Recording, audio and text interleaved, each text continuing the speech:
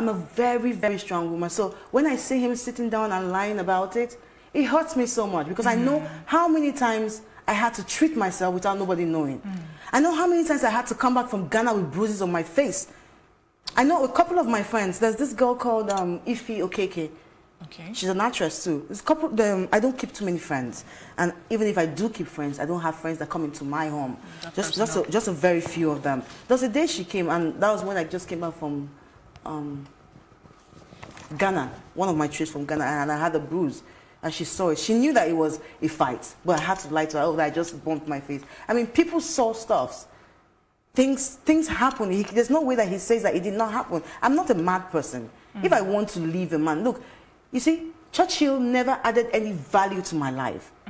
The other way around, not that I didn't gain money by marrying him. I lost money spending on him. I lost money marrying him. I lost money feeding him. I lost money clothing him. So there's no gain.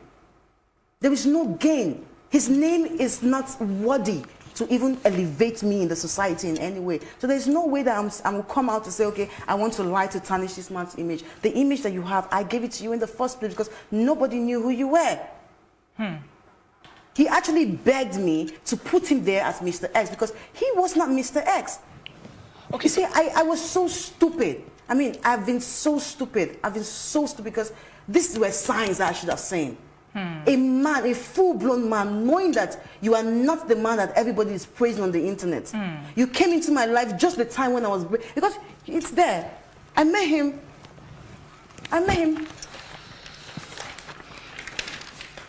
Even in his interviews, he says it. I met him on his brother's birthday, which is on the 13th of February.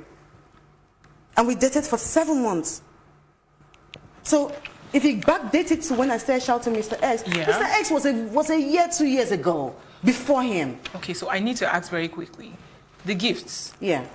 The diamond necklace and wristwatch, the phone, the cars, the pickup truck, and the Lexus that said was worth over 41 million naira.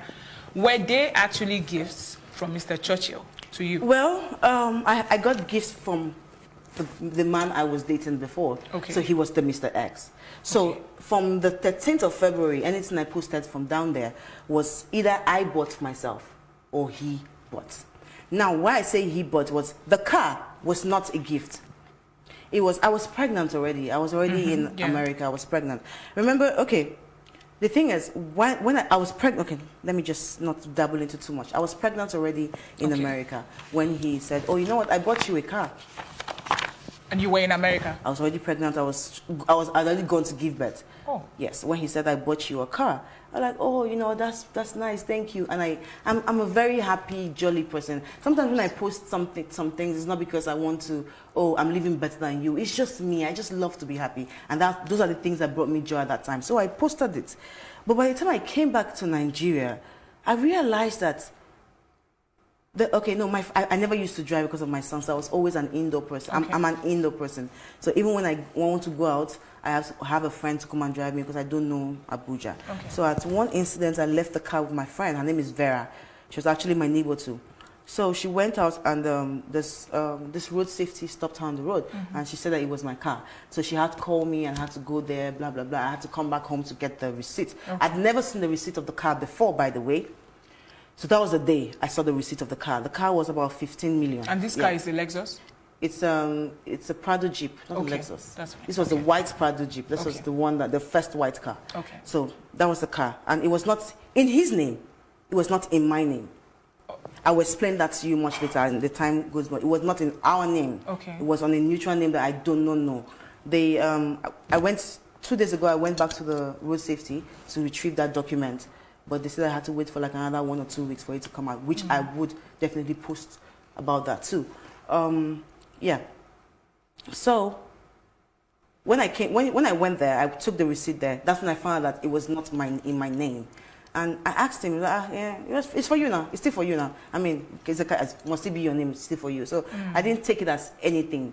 because the car is at home. I didn't think about breaking up. I didn't think about, it was then I was not thinking about breaking up, because it was after I just, almost like a month when I just came back from giving birth. So I was still trying to gather my life. So it wasn't a problem to me. For me, it's, yeah, whatever name is there, as long as it's your car, it's your car. And that's what it was. So there was no car, because he knows, he said, while we were dating, there's something that we always did, wanting him to look good so that he can get jobs. Because the whole time when we were dating, he was broke. The whole time. That is what Yahoo does to you. That's what this 419 thing does to you. It does not make you save. You do not reinvent your money. You just win your money, because they stay out of money for so long. Like now, he's out of money. I know that. I know when he is. I read him like my palm. He's out of money now. He's waiting for another payday. When the payday comes, you will see what he will do on Instagram. It's just simple. Just watch his lifestyle. It's a pattern. He was out for almost 5 years before I met him. Was broke on the streets, didn't have nothing. He would smoke cigarettes and get drunk and misbehave and tell me so many life story of his. And I was just listening. I just like somebody was just vulnerable. So he was totally broke. But he never told me he did Yahoo. And I never suspected that he did Yahoo. Or he told me that he was into IT. I never had the slightest clue. So you never knew before you got married that was what he did? Never. I would never in 1,000 years. I would never, because I have a name. I have a name. If they catch this man tomorrow, it will be tonto Dike's husband. Of course. Just like now, even till now, he's my ex-husband. He still does not have a name. Everybody calls him tonto Dike's ex-husband. So if he was caught, or he's caught by any law, I would be in trouble. So there is no way I would stoop low to marry a fraud person, a Yahoo boy. That was never in the agenda. Never, ever in the agenda. So just for the sake of clarification, the phone, the diamond necklace and the diamond ring... He never got me a diamond necklace. Never. My push present was not from him. So Tonto, Yahoo. Yeah. You found out about his involvement with Yahoo when I came back from the US. Yeah, after giving birth to my son. What was your reaction when you found out? I was appalled. I felt disgusted. I felt so upset, because I'm not saying that it's not something that everybody is doing, but it's something that I personally do not want to get involved in. I have been scammed a lot of times. I've had money missing from my accounts a lot of times. I've had people say they're going to do stuff. And I know how hard people work, these individuals work for their money. And aside the hard work they put in, I also know the cost that they actually say to these people. Like, I know how much I cost the guy who duped me the last time I was duped. I know how much I cost the girl who duped me the last time. You understand? So I know the spiritual implication. I know the physical implication. I know the implication through the authority. So I knew that all around it was wrong. And it's something that I don't want to ever be engaged with. Did you talk to him about it? Did you try to ask him why he was because we fought, actually. Trying to talk about it, we fought. I woke up one night, I'd already started suspecting the Yahoo thing. Seriously, when I came back, because we lived together before I traveled out of the country. Before I got married to after I got married till I traveled out of the country, we were living together in my house in Lekki, opposite Mikio. Well, he said it's a lie, but we were living there. His mother also came to that house and lived with us. Every one of us left that house to my wedding. All of us left that same house to my introduction. My 2 introductions, they were way far apart. Maybe the beginning of the month and the wedding was like the end of the month. So to tell you how many months that we stayed together in that house. So if he said that he didn't stay in that I didn't house him, I mean, it's fine. It's the male ego thing. Oh, a girl helped you out. You don't want to say the girl helped you. I mean, it's fine. That's not what I'm even after. The day I found out for real that he was Yahoo was in the middle of the night. He had not come back home that day, and I had gone to sleep. I did not know that they had already opened up the door for him to come into the house. So I heard some noise upstairs. So I said, oh, let me check up who is there, because I didn't expect that anybody was going to be upstairs. Okay. I went in and I saw my son's father unbelievably sitting down in the middle of red candles with a red pants and a laptop in his hand. You see, when Churchill said that my marriage was actually like a script, he was not lying. He was not lying. In the middle of his room. That was the first day I actually confirmed it. I know that he's diabolic because he has like a little drawer above his closed cabinet where his mother would sneak in. The only time I actually really got offended with his mother really was anytime she snuck in jars into my home. Anytime she snuck into a fetish artifacts into my home. And there were so many. In the space of 10 months, I think we got a visit from her like 5 times. And she would stay for like maybe 2 weeks. And in the whole 2 weeks, it would be spiritual battle. It would be one spiritual person coming to the house. Sometimes I would just take my son and run away out of the house. This is not the first time I left the marriage. I've left the marriage when the marriage was 5 months. I've left the marriage when the marriage was 3 months. I've left the marriage even before I left. The moment like 3 times I've left the marriage. So during this time, he had his own room? Yes, we had separate rooms because I've never lived with anybody before, apart from once when I came into Lagos, and then I was totally broke. And I had no other option but to live with someone. So I don't know how to live with people. So I opted for my own room. So he has his own room. If we have to see, we come to each room. You know, so it was more like in fact, he was a stranger to me. Till today, he's still a stranger because I don't even know where he's from. Because he lied so much on Basenja is my father. He lied so much on Basenja's people are my people that I know that when I caught him, he was so embarrassed. So we never brought up that topic again. It was only this picture of his father. This picture of his father was given to me. This is the first time I ever saw this man was after we divorced. I never even knew that he had stepsisters or stepfamily. I never knew that his father has other family or he even has brothers and sisters. The first time I got to know about this man was through a DM. A DM message that his stepsister sent to me. Said, "This is my father. This is our father." And this was after the wedding? This was after I left his house, after the whole internet thing started coming up. That was the only way they could get access to me to send me this. Oh, so what did he tell you about his family beforehand, aside from the Obasanjo story? That was all. After the Obasanjo story, we got married. I traveled out to go and give birth. We'd never settled down as a family to have this discussion. You know, as a married man, you say, you know what, let me give this guy space. Maybe later on, I will talk to him about it. It's not the right time. I will talk to him. It's a marriage. You never believe that the marriage is going to end tomorrow. You always say you have a lifetime to find out the truth. I never found out the truth until today. So the situation where you walked in, I walked in, yes, and we had a fight. Reaction? I screamed first of all. Then I started to laugh. Then he got up and said, "Why are you here? Why are you here? Leave my room." He started pushing me. I'm like, "No, I'm not going to go here because you're going to explain this thing to me. If I have to shout for the neighborhood to wake up, the neighborhood is going to wake up." You know? So we had a fight that night and I went. And you see, the thing about domestic violence is that some women are strong.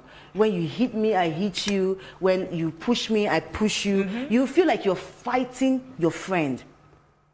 Because sometimes you get so deluded that you will not even remember that you are being abused. It's like, oh, you know what, you did me this, I did you back.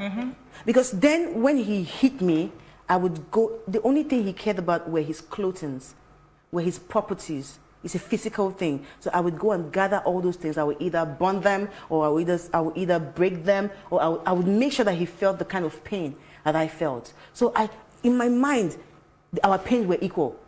That's why the domestic violence thing did not sink in on time, that I was being beaten. If my mind was like, no, he did me that, I did him back, look at him. That was, you understand, that was the whole idea, but it was much more than that. So when I found out that thing, that's when I knew that he was into fraud. And before then, a little bit of here and there. Like the house that we lived in, the rented one, the one that he said that he bought, which he didn't buy, it was a rented apartment that came with everything, by the way. The receipts for the payment was not even in his name. The company that paid for that rent was not even his company. The company's name is Bibris. This is the conversation between I and the agent. Okay. When you say that is the account. Yeah. Bibri's account. That's the account that paid the 16 million, 88 million per year, that paid the 60 million for this thing. So, you know, when I started finding out all these little things, even the car was not in his name. That's the white Prado? Yes. Then at some point, he now got explaining to me that how they move this money. Sometimes you do a scam, the money can't get straight to Nigeria, but it can get you properties, it can get you valuables that you can ship in. So it's more like cleaning out the Yahoo money. That's why it's easy for them to buy cars, but it's hard for them to own a house. My son's father never owned even a savings account. When we went broke to nothing, even 100 naira. I have a few. I said something about me paying for my wedding, and that was true. Yes. For my bride price to the whole wedding, and that's true. Like I told you how the Yahoo season comes. They're out for maybe 5 months and they get money. By the time they get money, they want to make up for that 5 months. So instead of him reinvesting. But before we go into the wedding, just so that we don't miss this part, I have a question. So yes, you knew about this whole thing. Yeah. I mean, and you already had your son.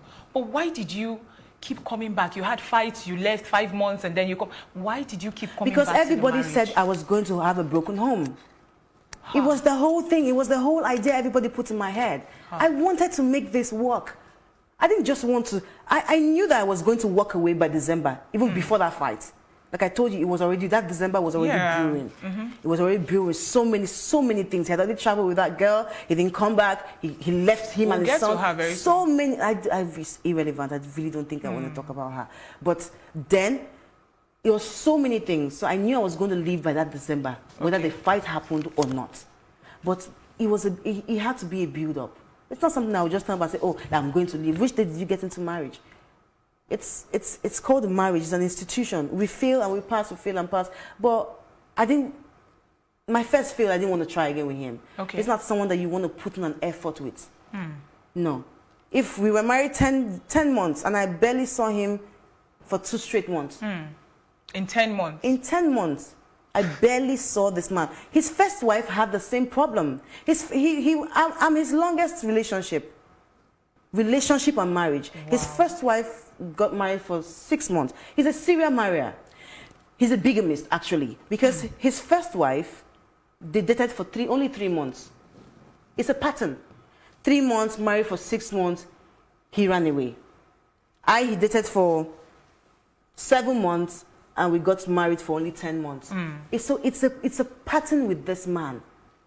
The same complaints I have are the same complaints that she had. The only thing is that he could not. She's actually a taller person, so they didn't come to physical combat. But everything. I mean, this man was so broke he couldn't even afford even feeding for this girl, the first wife. Yet he stood up, left her in the house, never said a word to her, did not come back to that house again. Until today, she never saw him. I never knew all these things. She's my friend today. That's why I got to know about all these things. I was actually going to ask, because he mentioned in an interview that you and his first wife had become friends. Yes, we're friends today. Because she's the only person who actually knows what I've been through, what I'm going through. She's the only one. What's her name? Her name is Bimbo. Yes. And she lives here in Lagos? Yes. And when we were married, he always instigated a fight between the both of them, telling me things about her. I mean, he said, if I went by the way or by the things he said about her, I would never in 1,000 years, even after we broke up, talk to her. But did you know about this? Did you know about the first marriage before you got married? Yes, I knew about the marriage before I got married. Okay. But I did not know the marriage was over. Now, while dating him, I asked him 2 most important questions I always ask the guys the first time when I know that it's going to happen between us. I asked you, do you have a child? Okay. Are you married? He told me he does not have a child. Okay. And I believe that he has said that in a couple of interviews. Yes, that he does not have a child. Yeah. But Churchill, you have a daughter called Bimbo. You told me that she was, I don't want to call the word, that she was, that's why I call him an imbecile, because he said the girl was an imbecile. But I found out that she's not even an imbecile. She is a beautiful young lady who does not even know her father. You have, I don't even, maybe 10 years or either 12 years old daughter. Her name too is Bimbo, just like the first wife. First wife. And yes. she's not the daughter and of the she first is wife. not the daughter of the first wife. Okay. That was a young relationship that they were growing up with. Oh. That was the first, and he not even a courtesy to say, you know what, let me celebrate my daughter on her birthday. But you want to celebrate my son because I am a celebrity. And you say you don't want me for my clouting, or you're not chasing me for clouting, or you didn't marry me to become popular. Then the other children that you have that are not from a celebrity, why don't you celebrate them? I even offered, if this girl will be good to herself and good to her God, she would tell the world. I even sent a message to her because I knew that he was not paying child support for that child. When I found out, he lied to me. It was the mother that exposed him. On a conversation carelessly like that, she just said, that's how they first, this thing, they just said something about her. You contacted this Bimbo, the daughter? Yes, I told her, I said, let me pay child support for the girl. Okay. And the woman said to me, thank you, but no, you are not the father of my child. So I would not take a dime from you. How did you get her contact? Was it Churchill that? No, through the mother. Okay. Through the mother. And she said she was never going to, and I think a cousin of them, of theirs too. Okay. I asked them, she said she was not going to take a dime from, she's alive, her child is alive. Breathing. Okay, let's go to the wedding. The wedding was private. Yes. Well, by some standards. Was there a reason for you having a private wedding? Well, was it your choice or his choice? Even if I was going to get married tomorrow, I would still have few people from my side. Okay. Because I don't really have people that I say I want to come and celebrate my wedding with. It's a very private ceremony, and I'm not friends with a lot of people. I mean, you can come to my party. Anybody can come to my party. But a marriage, I just feel like a secret. But no, in this case, it was because we were broke. I was the one sponsoring the wedding, and there was nothing flamboyant. I was so pregnant. There was nothing flamboyant already. But notwithstanding, we had 250 guests. Yes. I have pictures. Where's my phone? Okay, I'll give it to you so you can slide as it. We had 200 guests. 200, no, over 200, no, I think I made preparations for 300 guests. Okay. But I think I heard that they were like seated, people that were seated comfortably, like 250 people. Then the whole village came out, they were everywhere because we had the ceremony in my father's hotel. Okay. But I just watched an interview of Churchill saying that we had never had a wedding. Yeah. We never had a wedding. We had a wedding of over 250. You know, the thing is, the truth is, he can say we never had a wedding because he never paid for a wedding. I paid for the wedding, paid for his clothes, paid for his flights to come for his wedding, paid for the room he slept with me, on the bed he slept with me on the wedding day. I paid for that too. Actually, another man paid for the room. Yeah. I had to pay. I was just calling because I knew I was getting married to a broke man, and I knew that I had the only thing I had in my mind. Then I didn't know he was Yahoo, but I had the fact that his lies, his constant lies of how things are going to be better, how people are owing him here, how his business that is just bad. I mean, I've been broke before, so I mean, business can be bad for everybody. Of course. So that's how it happened, and it was not the fact that I said, okay, you don't have, let me bring out. No. It was a fact like he was in Ghana. He said, oh, baby, keep spending. When I come, I will give to you. I have, look at the documents. All these documents here are written conversations, text messages. So you paid for the wedding and everything else. Why? With the hope that he will refund? Or? No, it was, like I said, it was, what he told me was, go ahead and spend. Okay. I will refund when I come back into Nigeria. Okay. And when he came back into Nigeria, I did not see anything. The first money he gave me was 400,000, and the second one was 300,000. So making only 700,000 naira, Churchill gave me for my wedding. Amazing. Let's talk about the ring. No, I have to finish up this because this is a proof of that I paid for my wedding. Okay. These are phone conversations. WhatsApp conversations. You can see his number there. These are WhatsApp conversations of me asking him to bring me back my money, and also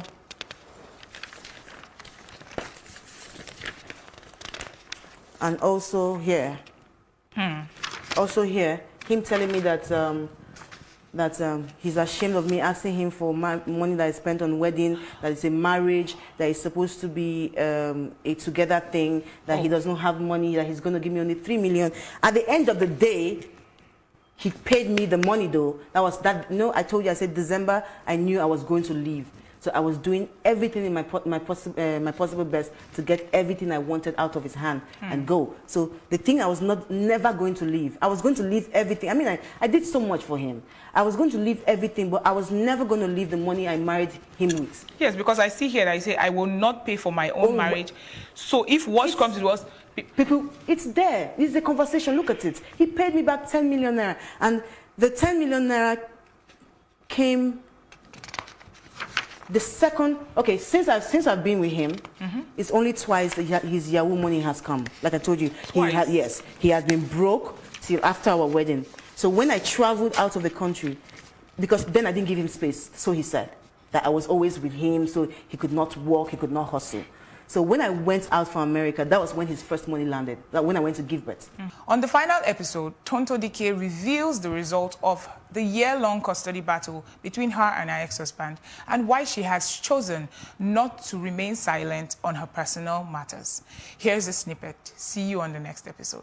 I cut them, not probably, cut them dry humping from the back. The reason why I couldn't have female workers is because of him. He sleeps with anything and skirts. In my head, this guy has a disease. He knows he has a sickness. So Tonto, quite a number of people online have said that, oh, it is karma that your marriage ended because you had been the reason why most marriages also broke. Half of the people who are saying all those things have never been proposed to. Churchill, Olakunle, Oladuni, Kunle does not take care of my son.